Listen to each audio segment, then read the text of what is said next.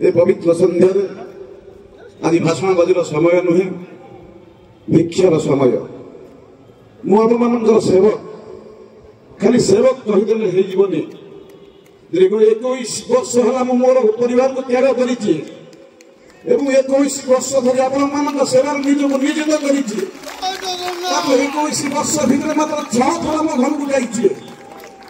सर्वशेष मो भाई को आशीर्वाद आशीर्वाद पाइबे मान सेवा कर निवेदन करुच्ची स्थल प्रार्थना करुच्ची आप सेवा सब देखते 5 वर्ष आप सेवा करी आमर किसी ना चिंता ना नगर ना कौन आशा शक्ति ना साहय करंतु आशीर्वाद करंतु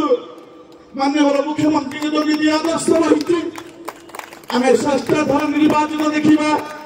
समग्र भारत वर्षर सर्वश्रेष्ठ मुख्यमंत्री रूप में प्रतिद्वंदिता करवा ये सुरज मत दिंतु 147 निर्वाचन मंडल मध्य गोटे स्वतंत्र निर्वाचन मंडल प्रतिद्वंद करने आप शुभ संध्यार संकल्प नियंतु एक सेवक को आशीर्वाद दिंतु एक सेवक को आशीर्वाद दिंतु एक सेवक को आशीर्वाद दिंतु जय जगन्नाथ जय जगन्नाथ जय जगन्नाथ।